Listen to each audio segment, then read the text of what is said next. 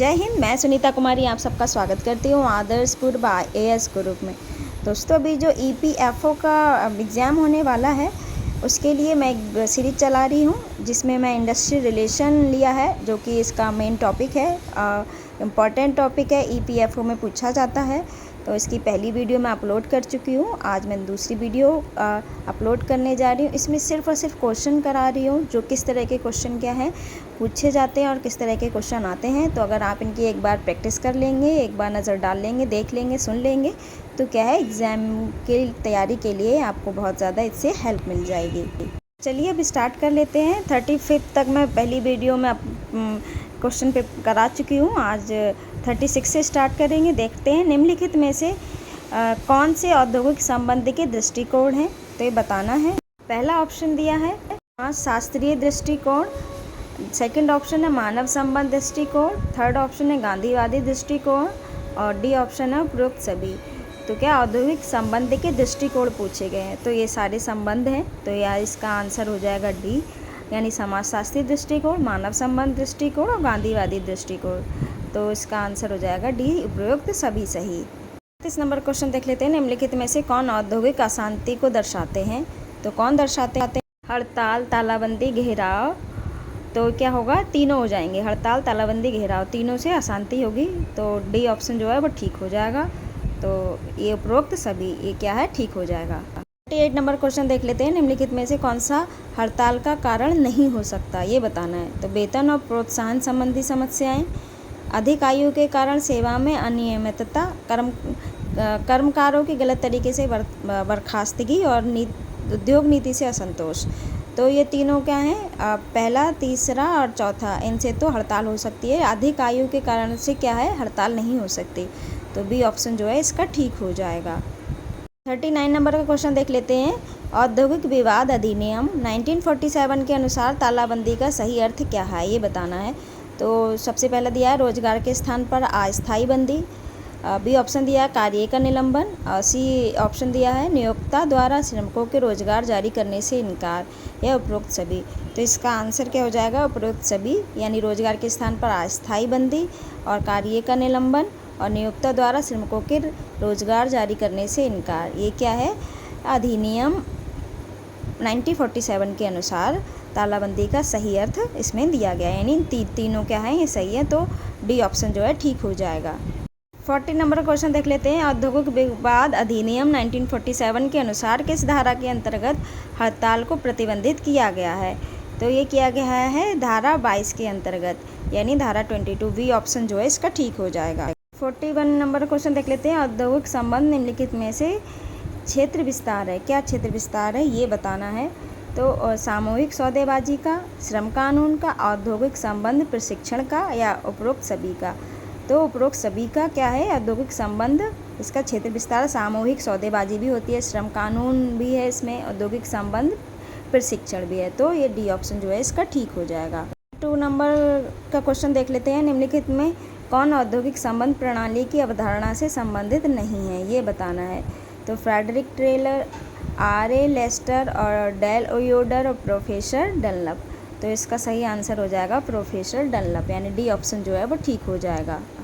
43 number question देख लेते हैं। कर्मकार के हितों की सुरक्षा निम्नलिखित में से किसकी भूमिका है, तो श्रम संघ की, प्रबंधन की, आंतरिक एजेंसी की, या समाज की। तो इसका ए ऑप्शन जो है वो ठीक हो जाएगा, श्रम संघ की है। तो इसका आंसर ए ठीक रहेगा। 44 नंबर क्वेश्चन देख लेते हैं। निम्नलिखित में से भारत किसका संस्थापक सदस्य रहा है, तो भारत किसका संस्थापक सदस्य रहा है, विश्व बैंक का, संयुक्त राष्ट्र संघ का, अंतर्राष्ट्रीय श्रम संगठन का, या नाटो का। तो ये क्या है, इस सी ऑप्शन जो है ठीक हो जाएगा, यानी इंटरनेशनल लेबर ऑर्गेनाइजेशन का ये क्या है, सदस्य रहा है। विश्व बैंक और यूनाइटेड जो संयुक्त राष्ट्र संघ है, इसका भी नहीं रहा और नाटो का भी नहीं रहा। नाटो तो क्या है, नॉन अलाइनमेंट ट्रीटी ऑर्गेनाइजेशन, ये जिसमें अमेरिका और यूरोप के देश आते हैं। जैसे कि यूक्रेन का युद्ध चल रहा है, नाटो को लेकर ही चल रहा है। तो इसमें रसिया कह रहा है कि यूक्रेन से तुम नाटो में ना जाओ, और यूक्रेन जो है नाटो में जाने के लिए तैयार है, इसीलिए वो युद्ध चल रहा है। तो भारत क्या है, नाटो का सदस्य नहीं है। तो भारत किसका सदस्य है, अंतर्राष्ट्रीय श्रम संगठन का सदस्य है। सो सी ऑप्शन जो है इसका ठीक हो जाएगा। 45 नंबर का क्वेश्चन देख लेते हैं। जब कुछ श्रमिक कारखाने के गेट पर खड़े होकर कार्य का विरोध कर रहे हों तो इसे जाना जाता है, किससे जाना जाता है, तो इसे जाना जाता है धरना से। क्योंकि अगर उसका कोई विरोध कर रहा होता है तो उसे क्या बोलते हैं, धरना बोलते हैं। तो सी ऑप्शन जो है इसका ठीक हो जाएगा। 46 नंबर क्वेश्चन देख लेते हैं। एक विवाचन कार्य करता है तो क्या शुल्क के लिए, स्वेच्छा और मान से, दान के उद्देश्य से, या उपरोक्त में से कोई नहीं। तो क्या उपरोक्त में से कोई नहीं, तो इसका डी ऑप्शन जो है वो ठीक हो जाएगा। 47 नंबर क्वेश्चन देख लेते हैं। एक न्यायालय के पास शक्ति है तो क्या विवाचन द्वारा दिए गए अधिनिर्णय को उसकी सहमति से संशोधित करना, या अधिनिर्णय पार्टी की सहमति से संशोधित करना, या ए और बी दोनों, उपरोक्त में से कोई नहीं। तो क्या उपरोक्त में से कोई नहीं, तो इसका डी ऑप्शन जो है वो ठीक हो जाएगा। 48 नंबर क्वेश्चन देख लेते हैं। निम्नलिखित में से किसके अंतर्गत स्वैच्छिक निवारक दो पार्टियां यानी दलों के बीच विश्वास दिलाता है। तो अनुशासन संहिता 1958, या औद्योगिक विवाद अधिनियम 1948, या कारखाना अधिनियम 1948, या कर्मकार क्षतिपूर्ति अधिनियम 1923। तो इसका सही आंसर हो जाएगा अनुशासन संहिता 1958। तो ए ऑप्शन जो है इसका ठीक है। 49 नंबर क्वेश्चन देख लेते हैं। निम्नलिखित में से कौन औद्योगिक संबंध प्रणाली का हिस्सा नहीं है। तो सरकार और नियोक्ता ये हिस्सा है, श्रम संघ यूनियन फेडरेशन ये भी हिस्सा है, विदेशी कंपनियां ये भी हिस्सा है, श्रम न्यायालय और अधिकरण ये क्या है, ये औद्योगिक संबंध प्रणाली का हिस्सा नहीं है, संबंध नहीं है। क्योंकि यहाँ अगर न्याय लेने जाते हैं हम, कोई विवाद हो जाता है तो क्या है, श्रम न्यायालय और अधिकरण। तो इसका डी ऑप्शन जो है वो ठीक हो जाएगा। 50 नंबर का क्वेश्चन देख लेते हैं। निम्नलिखित में से किसी औद्योगिक संबंध प्रणाली में उपयोग किया जाता है, सामूहिक सौदेबाजी को, अनुशासन कार्यविधि को, या शिकायत निवारण तंत्र को, या उपरोक्त सभी। तो सभी को क्या है, औद्योगिक संबंध प्रणाली में उपयोग किया जाता है, सामूहिक सौदेबाजी को भी, अनुशासन कार्यविधि को भी, और शिकायत निवारण तंत्र को भी। तो इसका डी ऑप्शन जो है वो ठीक हो जाएगा। 51 नंबर का क्वेश्चन देख लेते हैं। निम्नलिखित में से औद्योगिक संबंध के प्रमुख प्रतिभागी हैं। तो नियोक्ता है, सरकार है, संघ है, या उपरोक्त सभी है। तो ये सारे क्या हैं, सभी हैं औद्योगिक संबंध के प्रमुख प्रतिभागी, नियोक्ता भी, सरकार भी और संघ भी। तो डी ऑप्शन जो है इसका ठीक हो जाएगा। 52 नंबर का क्वेश्चन देख लेते हैं। निम्नलिखित में से कौन प्राथमिक हड़ताल का भाग नहीं है, ये बताना है। सहानुभूतिक हड़ताल, गैर हाजिर हड़ताल, या मंदकार्य हड़ताल, या सांकेतिक या विरोध हड़ताल। तो सहानुभूतिक हड़ताल ये नहीं है, तो ए ऑप्शन जो है इसका ठीक हो जाएगा। 53 नंबर क्वेश्चन देख लेते हैं। औद्योगिक संबंध में प्रमुख मुद्दे शामिल होते हैं, सामूहिक सौदेबाजी के, औद्योगिक विवाद के निपटारे के तंत्र के, या प्रबंध में कर्मकारों की भागीदारी के, या उपरोक्त सभी के। तो उपरोक्त सभी के। तो इसका डी ऑप्शन जो है वो ठीक हो जाएगा। 54 नंबर क्वेश्चन देख लेते हैं। निम्नलिखित में कौन औद्योगिक विवाद का आर्थिक कारण नहीं है। तो वेतन के समान क्षतिपूर्ति, या कर्मकारों का उत्पीड़न, या न्यायपूर्ण कार्यबंदी और छटनी, या बिना वेतन छुट्टी। तो क्या होगा, कौन सा कारण नहीं है, कर्मकारों का उत्पीड़न। ये क्या है, औद्योगिक विवाद का कारण नहीं है। तो बी ऑप्शन जो है ये ठीक हो जाएगा। 55 नंबर का क्वेश्चन देख लेते हैं। निम्नलिखित में से कौन कार्य समिति का उद्देश्य नहीं है। तो कौन कार्य समिति का उद्देश्य नहीं है, कर्मकारों को अधिक भागीदारी देना, या संगठन से बाहर अच्छे अवसर प्रदान करने, दो पक्षों के बीच एक सहयोगपूर्ण वातावरण बनाना, प्रबंधन और श्रमिकों के बीच घनिष्ठ संबंध सुनिश्चित करना। तो इसका सही आंसर क्या हो जाएगा, बी हो जाएगा, संगठन से बाहर अच्छे अवसर प्रदान करना। तो बी ऑप्शन जो है वो ठीक हो जाएगा। 56 नंबर क्वेश्चन देख लेते हैं। औद्योगिक विवाद अधिनियम 1947 के अनुसार निम्नलिखित में कौन अधिनिर्णय के त्रिस्तरीय तंत्र में नहीं आता है। तो श्रम न्यायालय नहीं आता है, या कार्य समिति नहीं आता है, या राष्ट्रीय अधिकरण नहीं आता है, या औद्योगिक अधिकरण नहीं आता। तो क्या कार्य समिति क्या है, ये त्रिस्तरीय तंत्र में नहीं आता है। तो बी ऑप्शन जो है इसका ठीक हो जाएगा। 57 नंबर क्वेश्चन देख लेते हैं। श्रमिक निम्नलिखित में से किस पद्धति के द्वारा प्रबंधन में भाग ले सकता है, कर्मचारी का कार्य परिषद के द्वारा, या बोर्ड स्तर की भागीदारी के द्वारा, या संयुक्त परिषद और समितियों के द्वारा, या उपरोक्त सभी। तो क्या है, उपरोक्त सभी के द्वारा कार्य पद्धति के प्रबंधन में क्या है, श्रमिक के लिए जो कार्य पद्धति होती है उसमें प्रबंधन के लिए भाग ले सकता है। तो डी ऑप्शन जो है ठीक हो जाएगा। 58 नंबर का क्वेश्चन देख लेते हैं। श्रम और संघ अन्य श्रमिक संघों द्वारा की गई मांगों को पूरा करने का एक शस्त्र है। क्या है? हड़ताल है, तालाबंदी है, धरना है, घेराव है। तो हड़ताल क्या है? ये सबसे अच्छा शस्त्र है। तो ए ऑप्शन जो है इसका ठीक हो जाएगा। 59 नंबर का क्वेश्चन देख लेते हैं। संयुक्त परिषद और समितियों में प्रतिनिधि होते हैं। तो नियोजक और श्रमिक के, सरकार और श्रमिक के, अनुशासन और समितियों के, या उपरोक्त में से कोई नहीं। तो नियोजक और श्रमिक के क्या है? संयुक्त परिषद और समितियों में प्रतिनिधि होते हैं। तो ए ऑप्शन जो है इसका ठीक हो जाएगा। 60 नंबर का क्वेश्चन देख लेते हैं। कुछ स्थापित औद्योगिक कानून का उल्लंघन करना जिससे नियोक्ता की प्रतिष्ठा को हानि हो तथा कार्य क्षेत्र में अशांति उत्पन्न हो, किसके कारण? अनुशासन, अनुशासनहीनता, या दंगा, या हड़ताल। तो अनुशासनहीनता, इसका सही आंसर हो जाएगा बी यानी अनुशासनहीनता। 61 नंबर का क्वेश्चन देख लेते हैं। औद्योगिक संबंध प्रबंधन के कर्मचारियों के हितों के लिए लोकतंत्र के उच्च स्तर पर भागीदारी हो सकती है। तो किस स्तर पर भागीदारी हो सकती है? बोर्ड स्तर की, या काम की, या समस्या के समाधान की, या उपरोक्त में से कोई नहीं। तो ये होगी बोर्ड स्तर की, यानी ए ऑप्शन जो है वो ठीक हो जाएगा। 62 नंबर का क्वेश्चन देख लेते हैं। दो दलों के बीच आपसी समझ और परिपक्व जिम्मेदार संबंधों को विकसित करता है। क्या? कौन कौन? प्रबंधन और कर्मकारों की भागीदारी, या सद्भाव और सहयोग, या सामाजिक मानदंडों और मूल्यों का पालन करना, या उपरोक्त में से कोई नहीं। तो इसका सही आंसर हो जाएगा प्रबंधन में कर्मकारों की भागीदारी, यानी ए ऑप्शन जो है वो ठीक हो जाएगा। 63 नंबर का क्वेश्चन देख लेते हैं। निर्वाचित बोर्ड द्वारा श्रमिक पूरा नियंत्रण प्राप्त कर सकते हैं। तो किसके द्वारा पूरा नियंत्रण प्राप्त कर सकते हैं? प्रबंधन के कर्मकारों की भागीदारी से, या फिर पूर्ण नियंत्रण के माध्यम से, या आंशिक नियंत्रण द्वारा भागीदारी से, उपरोक्त में से कोई नहीं। तो ये हो जाएगा प्रबंधन के कर्मकारों की भागीदारी से, यानी ए ऑप्शन जो है वो ठीक हो जाएगा। 64 नंबर का क्वेश्चन देख लेते हैं। राष्ट्रीय अधिकरण की नियुक्ति की जाती है। किसके द्वारा की जाती है? केंद्र सरकार द्वारा, राज्य सरकार द्वारा, केंद्र शासित प्रदेश द्वारा, या औद्योगिक अधिकरण द्वारा। तो केंद्र सरकार द्वारा राष्ट्रीय अधिकरण की नियुक्ति की जाती है। तो इसका ए ऑप्शन जो है वो ठीक हो जाएगा। 65 नंबर का क्वेश्चन देख लेते हैं। निम्नलिखित में कौन से तत्व औद्योगिक संबंध में सुधार करने में उपयोगी सिद्ध होते हैं? तो ए ऑप्शन दिया है मजबूत और स्थिर यूनियनें, बी ऑप्शन दिया है प्रबंधन में श्रमिकों की भागीदारी, सी ऑप्शन दिया पारस्परिक विश्वास, और डी है उपरोक्त सभी। तो इसका आंसर हो जाएगा उपरोक्त सभी, यानी डी ऑप्शन जो है वो ठीक हो जाएगा। 66 नंबर का क्वेश्चन देख लेते हैं। निम्नलिखित में किसे कार्य समिति यानी वर्क कमेटी के मुख्य उद्देश्य के रूप में वर्गीकृत नहीं किया जा सकता? तो पहला ऑप्शन दिया है श्रमिकों को अधिक भागीदारी देना, या संगठन के बाहर बेहतर अवसर प्रदान करना, या पार्टियों के बीच बातचीत के लिए सहकारी वातावरण तैयार करना, या श्रम प्रबंधन के बीच घनिष्ठ संपर्क सुनिश्चित करना। तो इसका सही आंसर हो जाएगा संगठन के बाहर बेहतर अवसर प्रदान करना, यानी बी ऑप्शन जो है वो ठीक हो जाएगा। 67 नंबर का क्वेश्चन देख लेते हैं। निम्नलिखित में कौन सा औद्योगिक विवाद अधिनियम 1947 के तहत गठित 3 स्तरीय अधिनिर्णय मशीनरी के अंतर्गत नहीं आता है?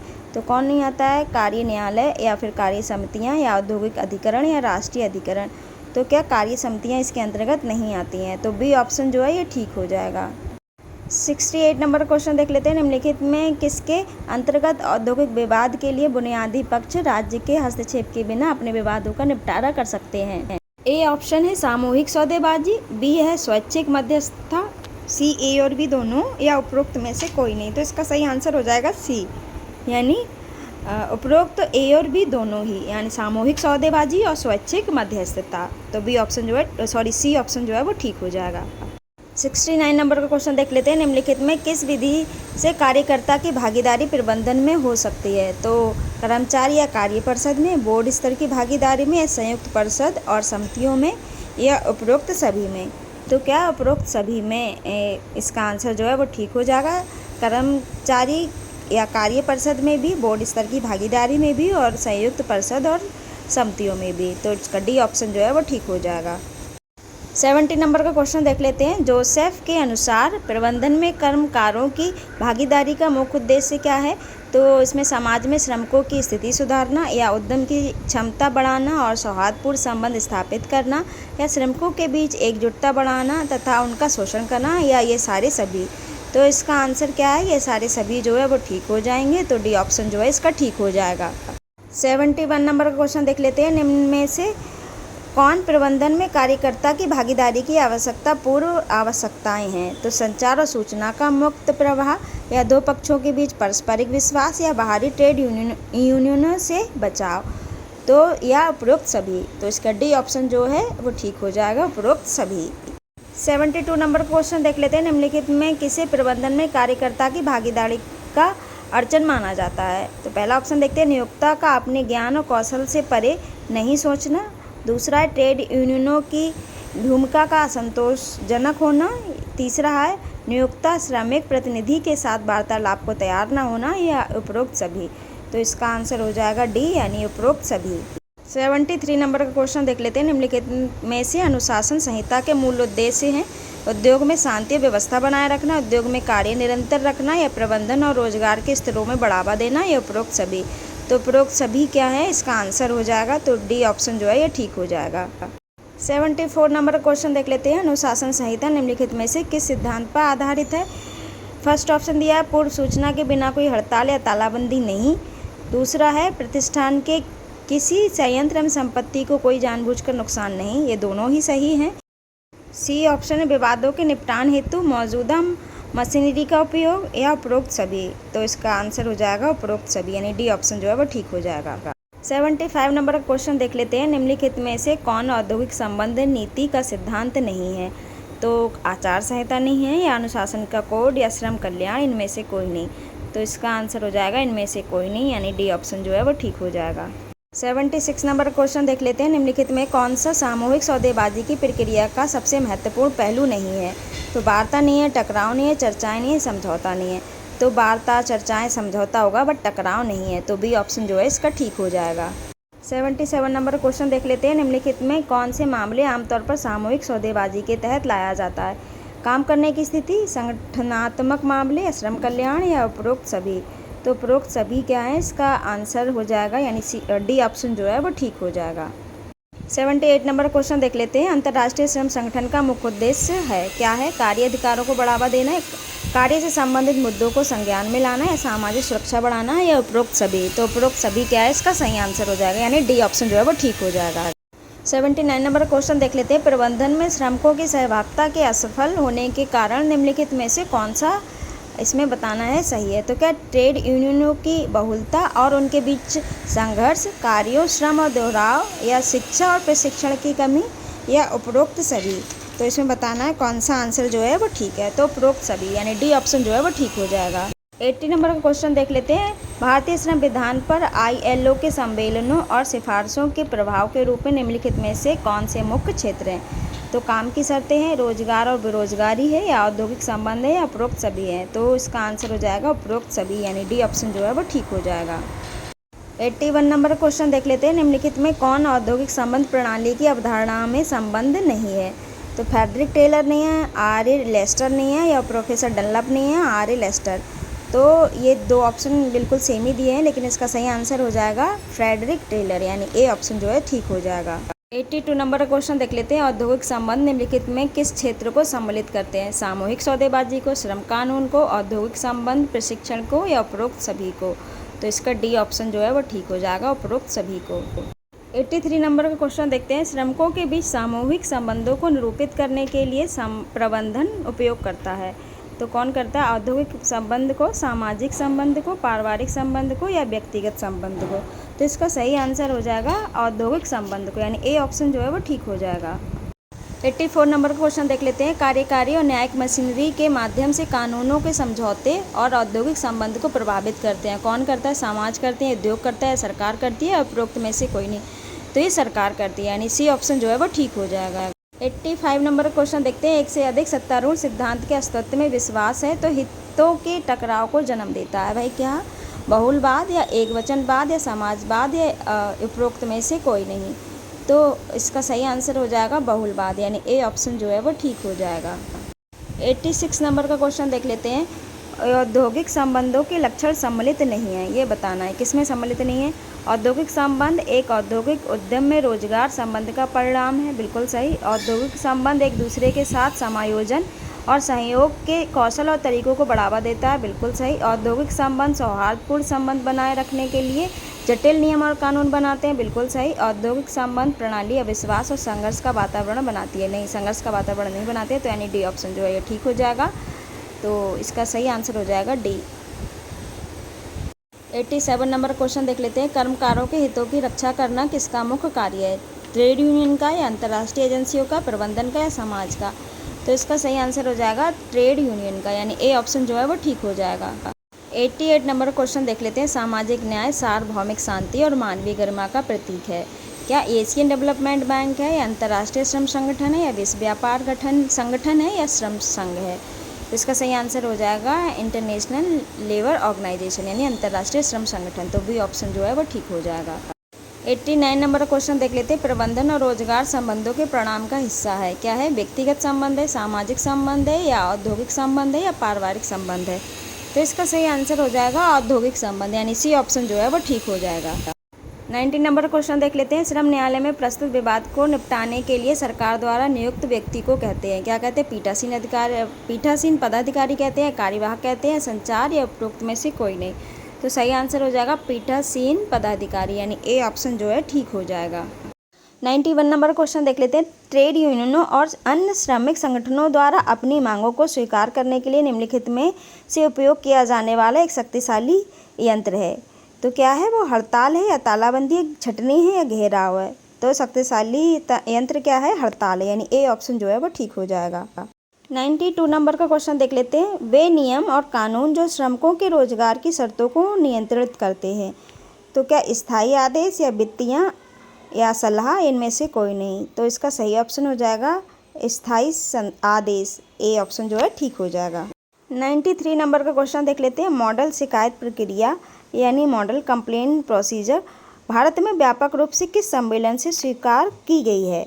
तो ये सम्मेलन दिए गए हैं, इनमें बताना है किस में स्वीकार की गई है। तो सबसे पहला दिया गया भारतीय श्रम सम्मेलन 1958, दूसरा है अंतर्राष्ट्रीय श्रम संगठन सम्मेलन 1965, तीसरा भारतीय श्रम सम्मेलन 1995, और चौथा है उपरोक्त में से कोई नहीं। तो इसका सही आंसर हो जाएगा भारतीय श्रम सम्मेलन 1958। तो ए ऑप्शन जो है इसका ठीक हो जाएगा।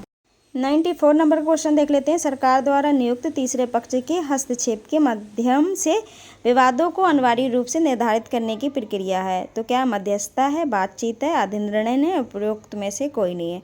तो इसका सही आंसर हो जाएगा अधिनिर्णय, यानी सी ऑप्शन जो है ठीक हो जाएगा। 95 नंबर का क्वेश्चन देख लेते हैं। जब सामूहिक सौदेबाजी की प्रक्रिया विफल हो जाती है तो तीसरे पक्ष की भूमिका गतिरोध को खत्म करने के लिए होती है। उस प्रक्रिया को सामान्यतः क्या कहा जाता है? सुलह, या मध्यस्थता कहा जाता है, या मध्यस्थता कहा जाता है, या हस्तक्षेप, या उपरोक्त सभी? तो सुलह या मध्यस्थता, यानी ए ऑप्शन जो है ठीक हो जाएगा। 96 नंबर क्वेश्चन देख लेते हैं। समितियां जिसमें नियोक्ता और कर्मचारियों के प्रतिनिधि शामिल होते हैं। तो प्रबंधन समितियां होती हैं, संयुक्त परिषद और समितियां होती हैं, अनुशासन समितियां होती हैं, या उपरोक्त में से कोई नहीं?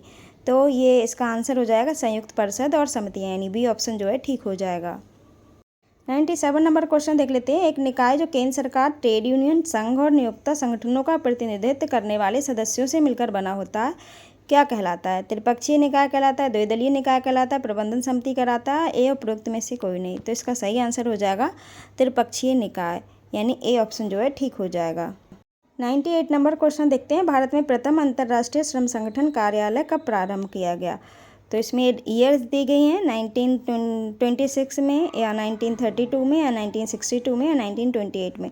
तो इसका सही आंसर हो जाएगा वर्ष 1928 में, यानी डी ऑप्शन जो है ठीक हो जाएगा।